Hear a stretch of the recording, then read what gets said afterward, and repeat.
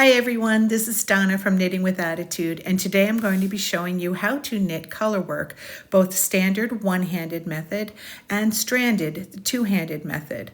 I'll also be showing you how to pick up or catch your floats using both methods. First, I'm showing you the standard or one-handed method of knitting colorwork. You'll see here that I'm knitting 3 stitches in the white, which is my main color. You'll see that both colors are actually coming off the right-hand side or the right-hand needle. Now I'm ready to switch to my pink, which is my contrast color. And what I'll be doing is taking the pink strand and I will be putting it over the white strand. You always want to make sure that the carried yarn is crossing over the current yarn. So I just switched to the pink and now I'm doing my 3 stitches in the pink.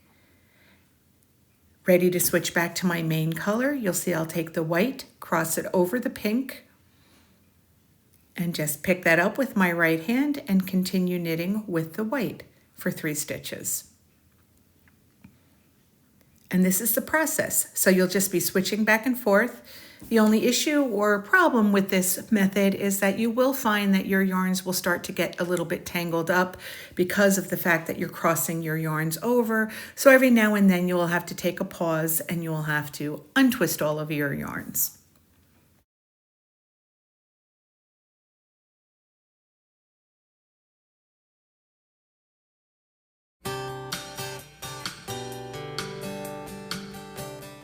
This is knitting colorwork using the stranded or two-handed method.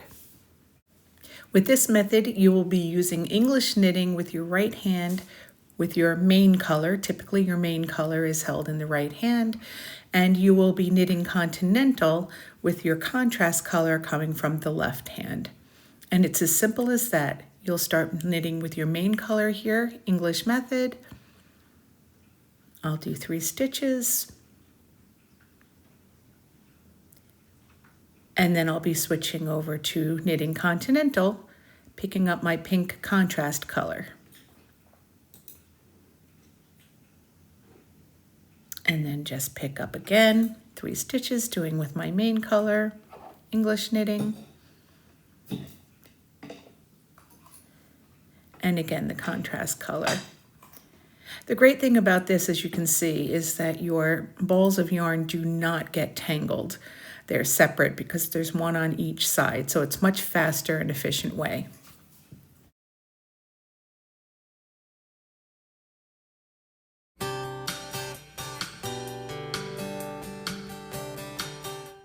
When knitting colorwork, you'll notice on the back that you're creating long strands of the colored yarn, which we call floats.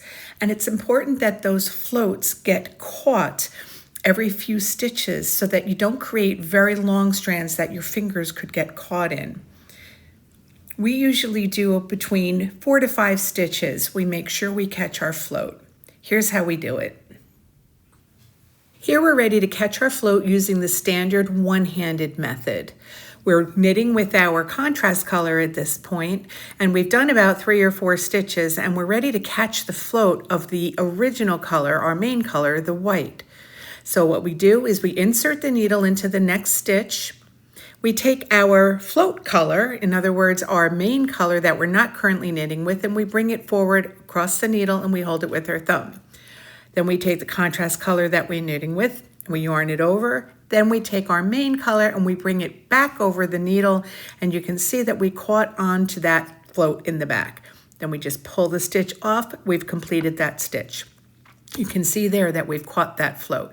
That way it won't be a very long float at the end where you can get your fingers caught. We'll knit a few more stitches here, 1, 2, 3, and again, usually on the 4th stitch is where I like to catch my float. Again, we put our needle into the stitch, we bring our main color forward, our working yarn forward, our main color back around to the back, and then we just finish the stitch with our contrast color. The issue here again is that you can see that with all of this twisting back and forth, your yarn gets very twisted.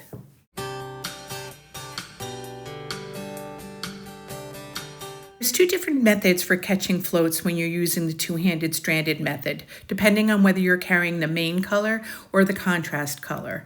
In this case, we're going to show how to carry the main color. So we're knitting with our contrast color, And when we get to the fourth stitch, that's when we know we need to carry that main color, which is the white in this case. So we'll go in to make the stitch. We will yarn over with the carrying yarn, which is the main color in this case. We'll do our normal continental stitch with our contrast yarn, and then we will loop our main color back over the needle. Very, very similar to the way we did it when we were using the one-handed method. So we'll show you again. I'm going to knit 3 stitches with a contrast color. And then when we go in to do the fourth one, we need to carry the yarn. We will loop the main color over, pick up our stitch with the contrast, and then loop the main color yarn back over again. And you can see in the back how it has caught the float in the back. So you will continue this method every 4 stitches until you're needing to change your color or you get to the end of your row.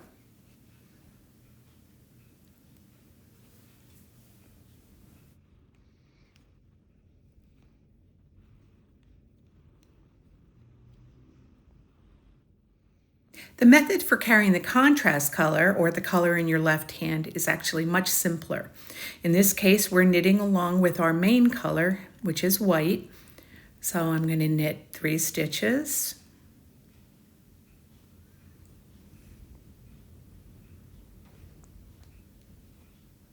And when I get to the 4th stitch, that's when I need to carry the contrast color. So all I'm doing is I'm sliding the needle underneath the working contrast color yarn in the left hand, and then I'm yarning over, as usual, with my right hand. And you can see that I've caught the contrast color, and now I can continue knitting with the main color. So again, I'm going to knit up to the 4th stitch.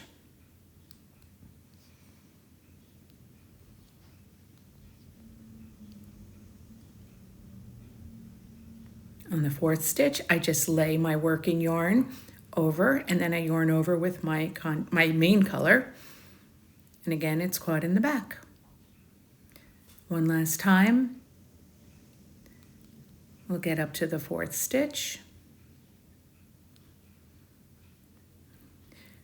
And I will lay my needle underneath the contrast color, do my yarn over, and finish my stitch.